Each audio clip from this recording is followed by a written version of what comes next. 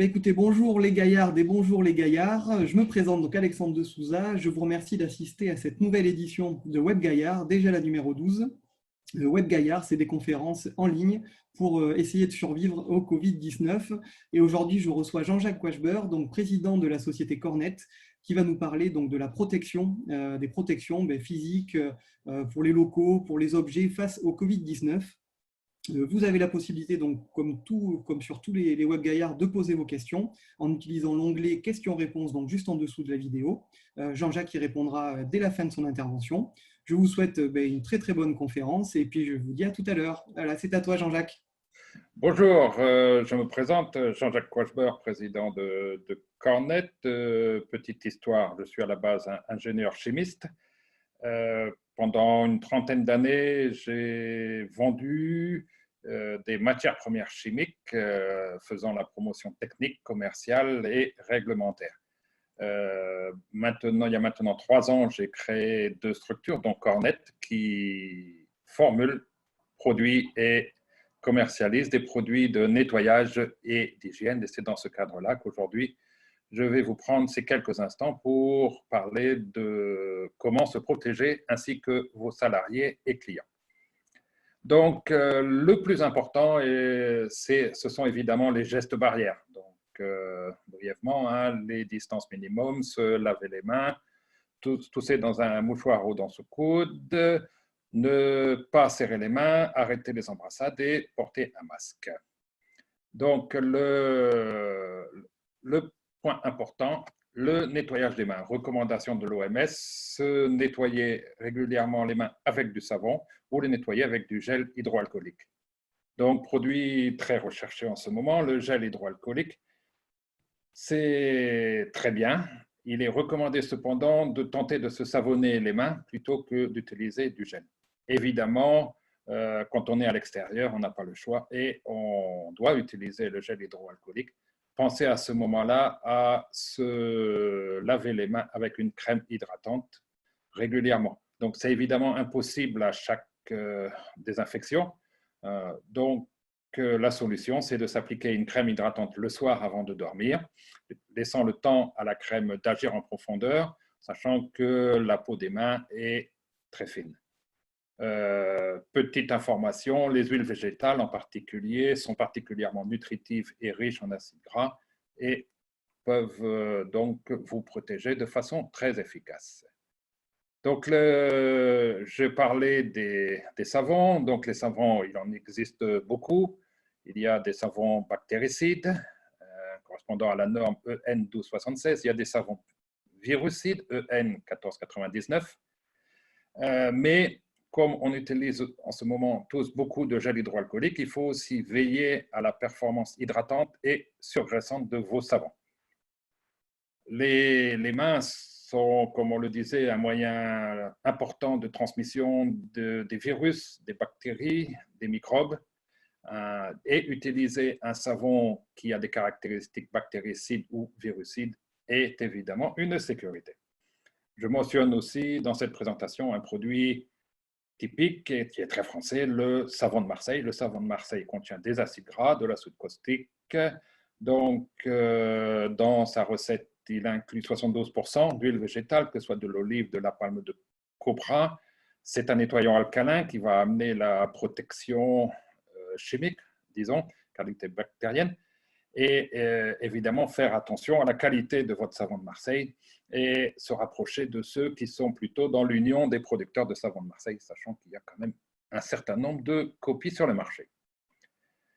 Élément important, donc il y a les mains et il y a la protection du visage et en particulier donc les masques. Donc le modèle le plus recherché en ce moment, c'est le FFP2, qui aujourd'hui est réservé prioritairement au personnel de santé. Donc, produit réquisitionné par le gouvernement français. Vous avez ici une copie d'un modèle d'un grand fournisseur qui est 3M. Je vous ai mis en dessous un certain nombre de normes à comparer au FFP2. Donc, ici, c'est juste un extrait d'un tableau, mais j'ai toutes les valeurs, ça peut vous intéresser derrière. À part le FFP2, on parle beaucoup d'une norme qui est le N95, qui est très utilisée sur les sources asiatiques, voire américaines. Vous avez un certain nombre d'autres normes qui sont indiquées, la KN95, enfin, une norme coréenne et une norme japonaise. Si vous êtes intéressé à avoir des informations, n'hésitez pas à revenir vers moi. Mais les masques, on va dire, il y a deux versions. Il y a la version médicale et la version non médicale. Donc ici, vous avez quelques schémas. Donc vous avez la version médicale, il y avait la photo tout à l'heure, et puis la version non médicale, des produits utilisés par exemple sur les chantiers, chez des peintres entre autres, chez des mécaniciens. Donc voici, ce sont également des produits très intéressants. La protection, le masque chirurgical ou le masque fait maison, donc il y en a un certain nombre de protections. Aussi, ce qui sont des protections faciales avec les masques. Quoi qu'il en soit, au niveau des masques, un masque non chirurgical non stérile est en auto-certification. Donc, recommandé d'utiliser des produits marqués CE. Il n'y a pas de numéro d'organisme certifié pour les masques non stériles. Pour les masques stériles, il y a une certification CE avec un numéro d'organisme. Au niveau des masques barrières, également, marquage CE, il y a un certain nombre de normes qui sont disponibles, qui sont en cours, qui sont la norme DGA, la norme AFNOR. Ici, je vous ai mis une photo sur un masque chirurgical. Donc, bon, c'est un masque, j'en ai eu quelques-uns à vendre récemment. C'est une photo. Toujours faire attention, comme je disais, au marquage CE. Ça, c'est très important. Surtout en ce moment de pénurie, on a quand même beaucoup de fraudes disponibles, en particulier sur le web. Autre, donc le masque grand public, donc masque tissu lavable à 60 degrés. Après, répondant à la norme AFNOR ou pas, donc il y a beaucoup de versions disponibles. Mais le masque, conseil important, il va perdre toute son efficacité si vous ne faites pas attention à la pose ou au retrait. Donc, à savoir pour la pose ou pour le retrait, toujours le manipuler avec les élastiques, ne pas toucher la partie centrale, bien couvrir la bouche, descendre en dessous du menton et aller aussi bien couvrir le nez. Et quand on l'enlève, attention à ne pas toucher la partie centrale qui peut contenir du virus. Et après, pour l'élimination, le mettre de façon intermédiaire dans un sac plastique protecteur avant sa destruction. Donc, attention, on perd toute la performance et l'utilité des masques si on les utilise pas bien. Ça, c'est important. Ensuite, pour éviter la contamination, je mentionnais au début de notre présentation, les mains sont un vecteur important de virus, bactéries, microbes. Donc, les gants. Donc, je vais parler des trois grandes familles. La famille la plus utilisée, on va dire, c'est les latex, qui sont des produits très bien, qui sont des produits souples, des produits avec une fine épaisseur, d'excellentes caractéristiques de protection contre les infections et les micro-organismes. Une petite difficulté, c'est qu'il y a beaucoup de personnes qui sont sujettes à des irritations de la peau, voire des allergies. Dans ce cadre-là, avec des performances identiques, voire supérieures, vous avez le gant nitrile, qui est sur un dérivé d'un composé naturel, caoutchouc naturel, qui n'aura pas les problèmes d'allergie. Donc, après ça, je vous ai mis quelques normes, il y en a plusieurs, pour l'utilisation dans le milieu médical ou dans le milieu chimique. Autre gant, le gant vinyle, qui est moins élastique, donc moins pratique au niveau manipulation, mais qui a de bonnes performances au niveau résistance à la piqûre et à la coupure. Précaution particulière pour ces trois produits, ce sont des produits à usage unique.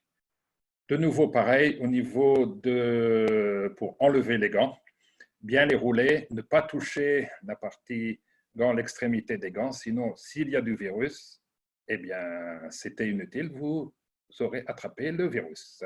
Donc, attention à une bonne utilisation. Utiliser, c'est bien, mais à précaution d'utilisation, il y a un certain nombre de tutos disponibles. Et donc, je disais, aujourd'hui, donc, il faut se protéger contre le virus. Il y a une angoisse permanente et globale à travers le monde. Il faut donc nécessairement respecter les gestes barrières, mais il est également recommandé de désinfecter tous les locaux. Donc, entre autres, les sols, les toilettes, les poignées de porte, tout ce qu'on peut toucher, les étagères, les comptoirs dans les magasins, par exemple, ou dans les usines, les bureaux, les téléphones, etc. Donc, aujourd'hui, si on entend désinfectant, première réaction, on pense à l'eau de Javel. L'eau de Javel, c'est très bien, c'est très performant, c'est connu depuis de nombreuses années, c'est des décennies évidemment. Attention à son utilisation. Mélange avec d'autres produits chimiques qui peuvent être dangereux. C'est un produit irritant pour les yeux, les voies respiratoires et les mains. Donc très performant, très connu, mais je dirais prudence. Aussi, désinfectant, il y a beaucoup de sens. Et légalement, on peut appeler désinfectant des produits qui sont soit fongicides, lévuricides, bactéricides ou virucides. Donc, c'est-à-dire protection contre des champignons, contre des moisissures, des bactéries ou des virus. Et en face de ça, il y a un certain nombre de normes, beaucoup de normes, j'en parlerai dans quelques instants. Faites attention quand vous commandez des produits désinfectants. Aujourd'hui, surtout en période de pénurie, de tension importante sur la disponibilité, vérifiez ce qui est écrit et si c'est bien un virucide. Je vous mentionnerai le nom de la norme tout à l'heure. J'ai trouvé un certain nombre de publicités, en particulier que ce soit dans les magasins ou que ce soit sur le web, où ces produits ne sont pas virucides, mais ils ont le droit de s'appeler désinfectants parce que, par exemple, ils sont bactéricides. Point important, les lingettes désinfectantes. Je dirais que c'est bien, c'est pratique. Attention, parce qu'aujourd'hui, c'est très polluant. On en retrouve évidemment dans les poubelles, on en retrouve énormément dans les toilettes. J'ai des contacts avec, parce qu'ils font certains produits, certains équipements pour le traitement des eaux. Certains centres de traitement des eaux récoltent jusqu'à 9 tonnes par semaine de lingettes. Donc, ça fait de l'encrassement des filtres, encrassement des installations. Et c'est donc délicat et ça augmente le temps et les coûts de traitement des eaux. Donc, pollution aussi, parce que qui dit lingettes nombreuses, tendance à les jeter un peu partout dans la nature, malheureusement. Donc, les lingettes, côté pratique, mais privilégiez plutôt un produit désinfectant utilisé avec un chiffon doux non pelucheux ou encore mieux avec une microfibre. Vous aspergez le produit, vous essuyez votre support, vous laissez agir le temps nécessaire mentionné sur le produit, ou bien alors vous mettez votre produit avec le spray, vous passez ensuite votre microfibre et vous avez la même performance qu'une lingette. Je mentionnais les normes, donc c'est un peu compliqué, je vais vous les donner juste quelques exemples. Il y a des livres de plusieurs dizaines de pages qui comprennent les normes et tout ce qu'il y a à mesurer en tant que producteur et fournisseur. Donc, il y a des normes françaises, type les références c'est NFT 72 avec des numéros, des normes européennes, NF, EN avec un certain nombre de numéros. Je vous ai mis ici un nombre très, très limité de normes. Donc, vous voyez par exemple, sur la partie bactéricide, vous avez la NF1276 et derrière, donc, chaque producteur marque les bactéries sur lesquelles ça a été testé. Donc, vous en avez un certain nombre, bon, c'est les noms latins, excusez-moi, mais bien connus, le staphylocoque doré, la salmonelle, Escherichia coli, etc. Et on va arriver sur la partie virucide, sur la partie médicale. Il y a une norme, et c'est celle-là qui nous intéresse au premier regard aujourd'hui. C'est la norme EN 14476 et c'est la norme virucide et qui, le produit va être efficace contre notre ami coronavirus Covid-19. Donc, important quand vous achetez un produit de nettoyage désinfectant, vérifiez qu'il soit bien écrit, qu'il est conforme à la norme NF-EN 14476. Élément important, comme je disais aussi, respectez le temps de contact parce que sinon, vous allez mettre un produit qui va vous tuer le virus. Mais si le producteur dit il est efficace, il faut attendre 1 minute, et que vous le laissez 10 secondes, ou si vous dites qu'il faut le laisser 10 minutes et que vous le laissez qu'une minute, vous n'aurez pas atteint la performance totale de votre produit. Voilà sur la présentation technique. Je répondrai dans quelques instants aux questions que vous pouvez avoir, même si je suis modestement chimiste, je ne suis pas virologue ou immunologue, mais j'essaierai de répondre de façon la plus professionnelle à vos questions. Je vais vous présenter maintenant quelques produits que la société Cornet proposait. Cornet fabrique des gammes très complètes de produits de nettoyage et d'entretien, mais je vais me limiter sur les produits du moment. Donc ici, Cornet propose un produit qui s'appelle Probacti Plus désinfectant. Donc, vous voyez ici, c'est bien marqué qu'il est virucide. Donc, vous avez toutes les normes alimentaires auxquelles il répond. C'est un produit qui est prêt à l'emploi, donc c'est facile d'utilisation. Vous avez des concentrés aussi disponibles, donc vous devez prendre le produit, le diluer un certain nombre de fois, 1 fois, 2 fois, 5 fois, 10 fois. Le produit que je vends peut être utilisé sur tous les types de surfaces. Il peut être utilisé dans les milieux, tous les milieux médicaux, les collectivités, les milieux professionnels, les milieux sportifs, etc. Et il est disponible sous un format pratique, à savoir des petits bidons, 500 ml, un peu format de petite bouteille d'eau, avec ici le spray. Donc, pour information, vous avez les prix en dessous. Également, dans le cadre du Covid, produit intéressant, Cornet peut aussi fournir du gel hydroalcoolique en flacon 500 ml ou en bidon 5 litres. Ici, en dessous, ça n'est pas forcément lié au Covid, mais je vous ai marqué quelques savons. J'ai un savon bactéricide, je n'ai pas de savon virucide. Et comme je disais, pour l'utilisation, favoriser l'utilisation de microfibres pour obtenir la performance optimale de votre nettoyage ou désinfection. Merci de votre attention et si vous avez des questions, n'hésitez pas. Oui, merci Jean-Jacques pour cette belle présentation et voilà, qui est vraiment très précise donc, sur les moyens de se protéger. Effectivement, j'ai quelques questions. Donc, une première qui est par rapport au gel hydroalcoolique. Y a-t-il des différences de qualité entre les gels hydroalcooliques? Oui, en fait, il y a un certain nombre de différences. Il y a une norme sur le taux minimum d'alcool qui doit être supérieur à minimum 70%. Vous avez entendu probablement parler de fraude avec des formules de gel hydroalcoolique qui ne contenaient pas le taux d'alcool, d'éthanol minimum pour assurer la protection. Ensuite, il y a différents produits. Il y a des lotions ou des solutions hydroalcooliques et il y a des gels hydroalcooliques. Quelle est la différence? La différence, c'est à peu près la même formule, sauf que le gel est épaissi avec un épaississant et ça améliore son efficacité parce que vous allez avoir un produit plus visqueux qui va adhérer plus longtemps sur la peau. Aussi, quand vous allez l'utiliser et appuyer sur le poussoir, ça va moins éclabousser, on va dire. Donc, vous aurez un produit, certes, qui peut être plus cher. Aujourd'hui, il y a des solutions ou des lotions hydroalcooliques qui se retrouvent qu'on trouve sur le marché, qui marchent très bien, certes, qui ne sont pas des gels et qu'on trouve à des prix très, très bas comparé à des gels, sachant que les épaississants, aujourd'hui, il y a une tension sur les disponibilités aussi. Point important que je n'ai pas mentionné dans ma présentation, le souci numéro 1 aujourd'hui, pour nous, en tant que producteurs de produits de nettoyage et d'hygiène, ce sont les emballages. Les emballages, vous avez ici le spray sur les flacons hydroalcooliques, les fameuses pompes type pouce-pouce.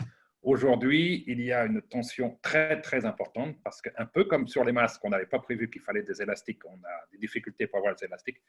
Sur les produits chimiques, on a un problème qui sont les sprays ou les pompes. Il y a des tensions parce qu'aujourd'hui, on a des besoins importants au niveau mondial et aujourd'hui, on a des problèmes de disponibilité. Oui, oui, effectivement. Et la demande risque d'augmenter de jour en jour. Une autre question, tu as parlé tout à l'heure de la protection donc, du visage. Là, j'ai une personne qui me demande, est-ce utile de se protéger les yeux avec des lunettes ou un masque style débroussailleuse? Oui. Oui, j'ai envie de dire que le virus peut aussi rentrer a priori par les yeux. On va dire que ce qui est important aujourd'hui, oui, c'est évidemment d'utiliser un masque pour se protéger la bouche, le nez. Les yeux peuvent être aussi, donc, ajouter une protection type un masque, oui, en particulier dans des milieux exposés. Je pense au milieu médical, je pense au milieu, par exemple, dans tout ce qui peut être les commerces, etc. Donc, ça va aider. Mais la première précaution pour la protection du visage, c'est évidemment le masque, mais la visière va évidemment améliorer encore la protection. Mais numéro un, le masque. Après les visières, oui, ça va aider. Ouais, ce sera une protection complémentaire et Tout à supplémentaire. fait. Effectivement. J'ai une question là dans le chat qui me parle donc par rapport au bloc clim. C'est vrai, on en a entendu parler par rapport à un test dans un restaurant, il me semble, en Chine. Oui. Est-ce qu'il y a des solutions ou des désinfectants qui duraient, en tout cas pour le traitement, plus de 20 à 30 minutes? Voilà. Alors la question, c'est, je pense qu'il doit y avoir voilà, une efficacité de l'action désinfectant de 20 à 30 minutes. Et donc, la clim, si elle marche toute la journée, est-ce qu'il y a moyen est-ce que tu as des solutions, des astuces? Alors déjà, au niveau des clims, il y a des systèmes. Aujourd'hui, au niveau des systèmes de climatisation, il y a, au niveau de traitement de l'air, il y a ce qu'on appelle des médias. Donc, on fait passer l'air dans un système à travers ces médias. Et il existe aujourd'hui des médias qui captent le virus. Donc, évidemment, ça crée un surcoût au niveau de l'utilisateur, puisqu'il faut installer ce média sur son système de climatisation et de ventilation. Mais déjà, c'est un premier point, c'est de regarder le système de climatisation. Si vous avez des questions, c'est sur une autre activité. Je fournis également des médias, donc je pourrais répondre de façon plus précise à ces questions. Si besoin, vous avez mon adresse mail, n'hésitez pas. Après, quand je parlais tout à l'heure, ça peut monter jusqu'à 15-20 minutes, j'entendais que c'est le temps où on doit laisser le produit sur le support pour qu'il élimine le virus. Mon produit, par exemple, il a ce qu'on appelle un temps de contact de 1 minute. C'est-à-dire qu'au bout d'1 minute, mon produit, il a tué le virus. Après ça, sur les concentrés en particulier, donc c'est le client final, c'est vous qui le diluez. Et là, donc, le producteur va vous spécifier qu'à une concentration de 1%, il faut laisser 10 minutes, un quart d'heure, 5 minutes, ça dépend de la formulation, pour que le virus soit éliminé. Mais après, à partir du moment où vous avez nettoyé votre surface avec votre désinfectant, voilà, le virus a été éliminé jusqu'à ce qu'il y ait un contact nouveau avec une personne qui est contaminée, par exemple, ou éventuellement une pollution de l'air. Et c'est vrai qu'il y a aujourd'hui beaucoup d'interrogations sur des pollutions possibles type aérosol avec le virus qui circulerait dans l'air. Là, je laisserai plus des spécialistes virologues ou immunologues répondre que moi. Oui, puisqu'on en sait encore très très peu malheureusement sur ce virus, même si on en apprend Encore tous les jours, voilà, on en connaît encore très peu. beaucoup Euh, d'interrogations. donc merci Jean-Jacques pour cette réponse. Alors là, j'ai une question qui est peut-être pas spécialement sur tes produits, mais est-ce que les produits dits bio ou naturels sont aussi efficaces sur le virus? Alors, oui, il y a des producteurs de produits de nettoyage bio qui ont des performances virus. Oui, ça existe, oui. Donc là, il faudrait qu'on discute à part, qu'elle me précise ces questions. Je pourrais éventuellement l'aider. Moi, aujourd'hui, je n'en propose pas, mais oui, il y a des solutions bio qui existent, oui.